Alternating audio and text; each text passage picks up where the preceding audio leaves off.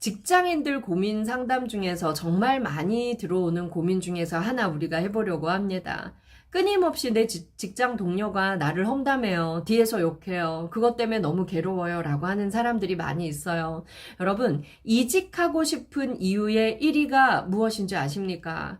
그것 또한 직장 동료와의 인간관계 때문에 이직하고 싶다는 내용이 참 많았습니다. 여러분, 우리가 동료 때문에 저 사람과 함께 일하기 싶어서 이직을 한다. 이건 너무 슬픈 일이지요. 그쵸? 자, 여러분, 그러면 그걸 예방할 수 있으려면 우리가 몇 가지 알아야 하는 게 있어요. 첫 번째는 뭐냐면요, 여러분. 자, 이걸 알아야 됩니다. 타인을 험담하는 사람의 심리가 무엇인지 알아야 돼요. 여러분, 타인을 험담하고 뒤에서 욕하고 소문을 전하고 하는 사람들의 심리는 뭘까요? 무엇 때문일까요? 내가 그 사람에게 질투나기 때문입니다. 우리가 질투를 느끼지 않는 사람은 험담할 확률이 굉장히 낮습니다. 사람들끼리 모여서 그 사람을 험담하고 끌어내리고 싶은 이유는 그 사람에게 내가 몹시 질투를 느끼고 있을 때 그런 경우가 되게 많아요. 그런데 여러분, 자, 나에 대해서 험담하고 소문내는 사람도 나쁘지만 더 나쁜 사람이 누구일까요? 야, A가 네 험담 자꾸 뒤에서 하더라? 전해주는 B가 더 나쁜 사람입니다. 그렇죠, 여러분. 자, 그러면 우리가 누군가 나에게 험담에 대해서 전달을 해줬어요. 그때 전달받았을 때 어떻게 대응하느냐? 여러분, 이렇게 대응 한번 해보십시오.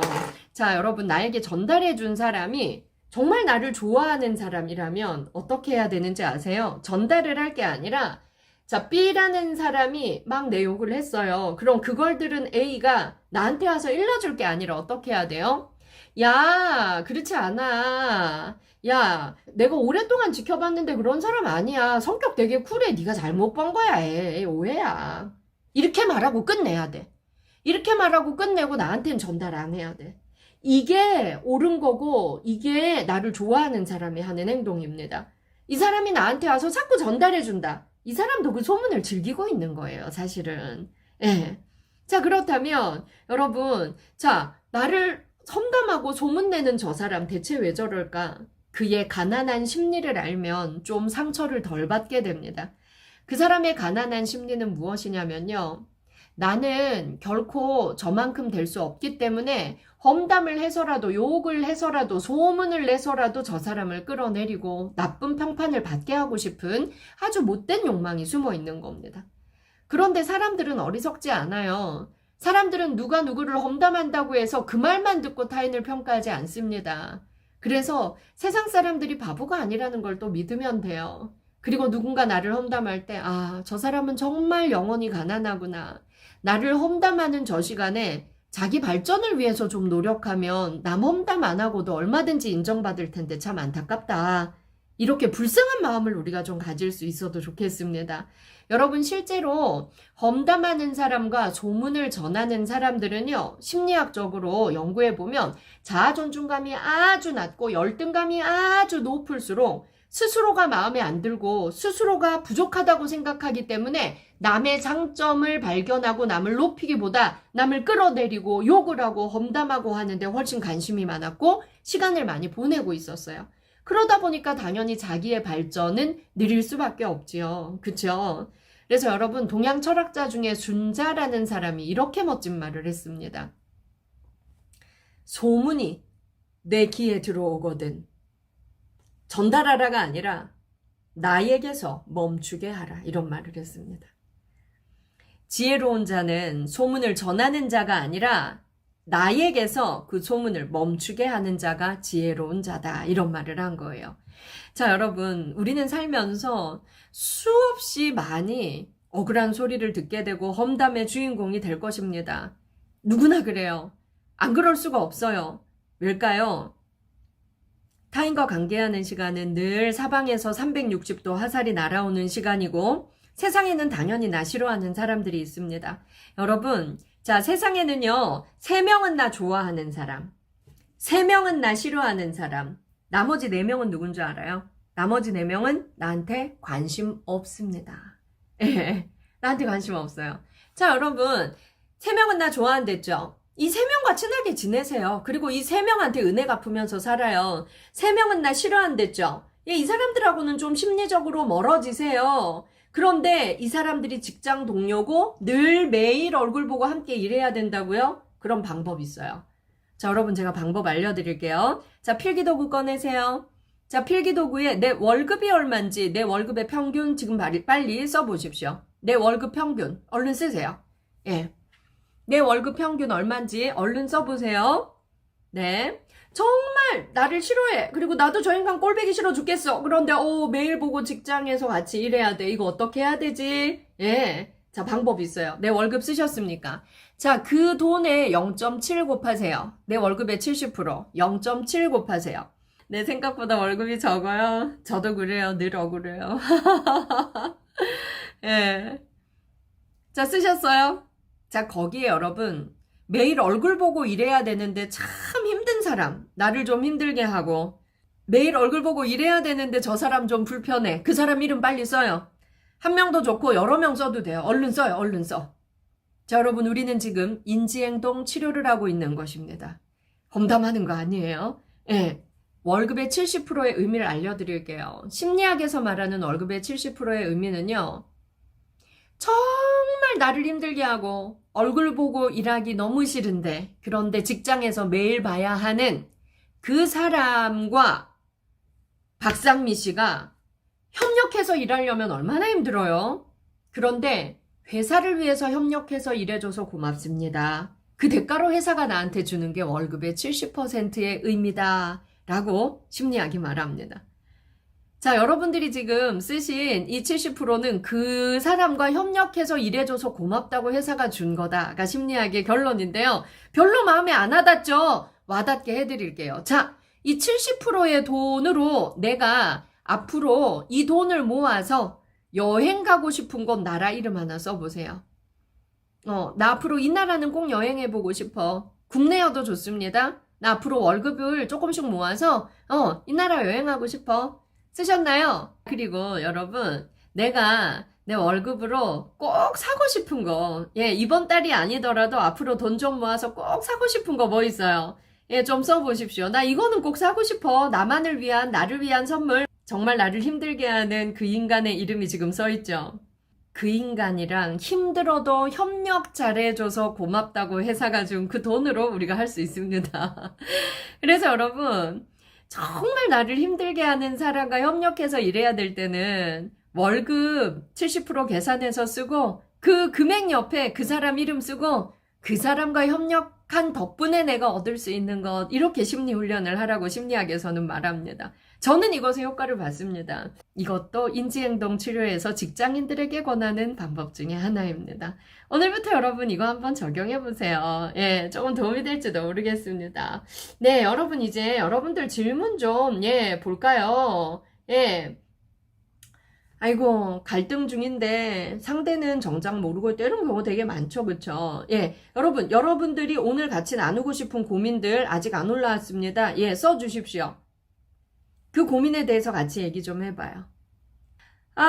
봅시다. 회사에선 동료들과 즐겁게 잘 보내는데 가정에 돌아와선 가사에 집중하느라 지치고 기분이 안 좋게 하루를 마무리해서 고민이에요. 에너지를 정말 나누어서 쓸 수 있어야 돼요. 그래서 여러분, 내가 에너지를요, 밖에서 100% 다 쓰고 들어오면 집에서 쓸 에너지가 있어요, 없어요? 없어요. 그러면 집에서 내 아이들에게, 내 가장 가까운 가족들에게 짜증내고 화내고 내가 얼마나 힘든지를 자꾸 말하게 돼요. 내가 밖에서 얼마나 힘들었는데 집이 이렇게 엉망이야. 내가 밖에서 얼마나 힘들었는데 이거 정도는 해줘야 되는 거 아니야. 나 밖에서 얼마나 힘들었는데 너까지 대체 왜 이래. 가까운 사람들을 비난하게 돼요. 그러다 보면 정말 방전된 상태로 하루를 보내고 그 다음날 회사 출근해서도 계속 짜증이 나는 상태가 계속되죠. 이건 악순환이기 때문에 회사에서 에너지 100%를 쓰는 건 회사를 위해서도 안 좋은 일이에요. 그래서 여러분, 우리가 꼭 기억할게요. 회사를 위해서도 우리는요, 에너지를 충분히 충전해서 출근해야 돼요. 그러려면 집에서 행복해야 됩니다. 그러려면 집에서 행복하려면 회사에서 에너지 다 쓰고 들어가면 안 돼요. 에너지를 5대5로 나눠서 쓰자. 그게 회사를 위해서도 가정을 위해서도 서로가 에너지 충전이 되는 좋은 방법이다 기억하셔야 합니다. 그런데 나 혼자 쉴 수 있는 시간이 하루에 출퇴근 시간 외엔 없네? 대중교통으로 이동할 때만이라도 이어폰 귀에 꽂고 정말 좋아하는 음악도 듣고 그 시간만큼은 내 시간으로 좀 누려야 해요. 우리 뇌에서 행복 호르몬이 충분히 나와줘야 감정 조율도 잘 되고 행복을 느낍니다. 세로토닌이 안 나오면 감정 조율이 안 돼요. 그래서 우울증이 많이 옵니다. 그래서 여러분 하루에 최소 20분 이상 햇볕 받으면서 빨리 걷기. 그러면 출퇴근 대중교통으로 하면 그거 가능하잖아요. 그쵸? 네. 그래서 햇볕 받으면서 차 타러 갈 때는 빨리 좀 걸으세요. 예, 빨리 좀 걷고, 그리고 여러분 또 우리가 할 수 있는 게 있어요. 세로토닌 많이 나오게 하는 거. 출퇴근할 때, 아침에 갈 때 내가 좋아하는 음료 하나 나한테 선물해서 먹여주세요. 그거 빨대 꽂고 먹으면서 가는 거예요. 편의점이든 뭐 커피숍이든 다 좋아요. 예, 그 다음 퇴근할 때도 내가 좋아하는 거, 나 퇴근할 때 오늘 내가 나한테 뭐 먹여줘야지 생각하면서 퇴근하는 거예요. 그리고 하나는 나한테 먹여주세요. 저는 아침에 출근할 때는 아메리카노 한 잔을 저한테 꼭 먹여주고요. 저녁에 퇴근할 때는 제가 아이스크림 되게 좋아합니다. 아무도 저에게 안 사줍니다. 제가 저에게 아이스크림 꼭 하나 사서 먹여줘요. 초코 아이스크림. 네. 어젠 너무 맛있었어. 브라보콘 2개 먹었어요. 네. 그걸 해야 돼요. 왜냐하면 세로토닌이요. 내가 좋아하는 거 먹을 때 또 퐁퐁퐁 나옵니다. 예. 그리고요. 또 출퇴근하는 시간만이라도 내가 할 수 있는 거 있어요. 퇴근 시간엔 가능하겠다. 정말 내 마음 알아주는 사람과 하루에 5분은 속풀이 수다 떠는 거. 그때도 세로토닌은 퐁퐁퐁 나옵니다. 그래서 여러분 정말 좋은 친구는요. 내가 정말 회사에서 속상한 얘기 막 하고 욕을 해도 같이 욕해주고 무조건 맞장구 쳐주는 맞장구 속풀이 친구가 한 명 있어야 돼요. 예. 나의 맞장구 속풀이 친구는 누군가 여러분 생각하십시오. 또 세로토닌이 언제 많이 나오냐면 명상할 때 많이 나옵니다. 자, 여러분. 마음 챙김 명상이라고 제가 2개 올려놓은 게 있어요. 그건 귀에만 꽂고 있으면 됩니다. 그러면 명상하는 거예요. 호흡에 대해서도 그리고 우리가 어떻게 하면 걱정과 불안을 없애고 지금에 집중할 수 있는지 그냥 듣기만 하면 그 목소리만 따라오면 명상의 세계로 여러분들을 이끄는 게 있어요. 꼭 저 아니더라도 마음 챙김 명상 치면 됩니다. 3분짜리, 7분짜리, 25분짜리 다양하게 있어요. 시간이 없을 땐 7분짜리 듣고 시간이 있을 땐 25분짜리를 들으십시오. 명상할 때 우리 뇌에선 세로토닌이 정말 많이 나왔어요. 그리고 세로토닌이 스트레스 호르몬을 없애줍니다. 예. 그리고 회사에서 들으면 안 좋아하려나? 근데 이게 회사를 위한 겁니다. 회사에서 에너지 50%만, 그리고 집에서 50%만 쓰고, 예, 나머지 비축해서 회사로 출근할 수 있도록, 예. 그렇게 우리가 좀 나누어 쓰자. 꼭 기억하세요. 가족들에게 속상하거나 서운한 마음을 표현하기가 어려워요. 여러분, 부모님들이 이런 말 하죠. 10손가락 깨물어 안 아픈 손가락 하나도 없다. 똑같이 사랑했다. 그런데 여러분, 사람 심리가 그렇지 않습니다. 깨무는 강도에 따라 달라. 예, 깨무는 강도가 다 달라. 그래서 사실 부모님들도 어려운 자식이 있고 더 편한 자식이 있고 아마 유수연 선생님은 더 편한 자식일 겁니다. 편한 자식한테 부모님들이 더 말도 좀 함부로 하셔요. 그리고 무조건 희생하라 그러고 편하고 착한 자식이 뭐 해주면 고맙단 말도 잘 안 하고. 예. 근데 좀 어려운 자식이 뭐 어쩌다 하나 해주면 엄청 고마워하고 말로 많이 표현하고. 그래서 여러분 보통 보면 너무 착한 자식으로 살면 나중에 마음에 분노가 생겨요. 그리고 희생도요. 상대가 몰라주는 희생을 계속하면 가족이 미워집니다. 그래서 정말 가족을 위해서 희생하고 양보하고 하다가 정말 가족들이 꼴도 보기 싫어지는 날이 오는 사람들이 참 많아요. 그래서 그런 상황을 막는 것이 우리가 더 가족과 사랑하는 방법이죠. 그래서 우리가 말할 줄 알아야 합니다. 예. 그래서 정말 기분 안 좋은 날 싸울 때 말하지 말고 우리가 싸움이 커지고 관계 끊기는 건 기분 안 좋고 싸우는 날 그런 속풀이 말을 하기 때문에 예, 아주 부작용이 많습니다. 그래서 관계가 좋은 날 사실 나 이런 거 좀 섭섭한데 엄마 그러지 마. 나만 맨날 양보해야 돼 엄마. 나도 이제 나이가 몇 살인데 이렇게 우리가 가족끼리도 솔직하게 좀 말할 수 있어야 해요. 예, 그런 용기와 좀 이기심을 좀 가져보시기 바랍니다. 예, 좋아요. 자, 그 다음에 또 어떤 얘기 볼까요? 회사에서 이야기 상처받는 말을 들으면 표정에 다 드러나요. 아, 네. 회사에서 사장님들하고 이야기할 때 상처받는 말을 하시면 표정에 다 드러나요. 안 그러려고 노력해도 표정 관리가 안 됩니다. 겁나 솔직하시네요. 내가 자존감이 아주 낮아져 있을 때는 상대가 나에 대해서 조금만 비난의 말을 해도 너무너무 큰 상처를 입어요. 그래서 그 상처가 얼굴에 드러나겠죠. 그럼 우리만의 노하우를 키워서 내 마음 근육에 방탄복을 입혀야 된다 그랬죠. 안 그러면 여러분, 우리가 인간관계 하는 17시간은 360도 사방에서 화살이 날아오는 시간입니다.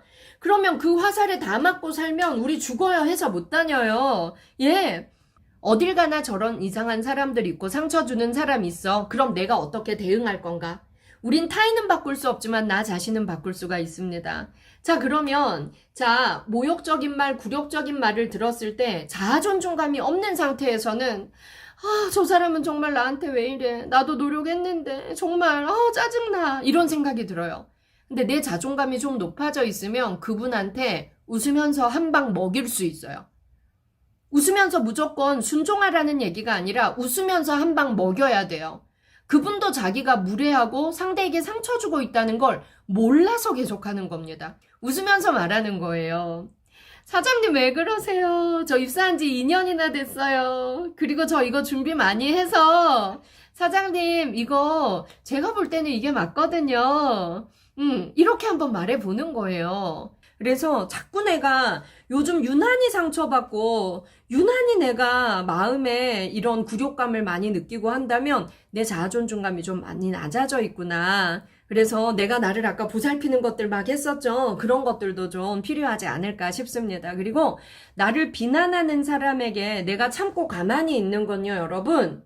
그 사람에게 내가 지금 이 사람한테 굴욕 준 거 잘했어라는 확신을 주는 것밖에 안 됩니다.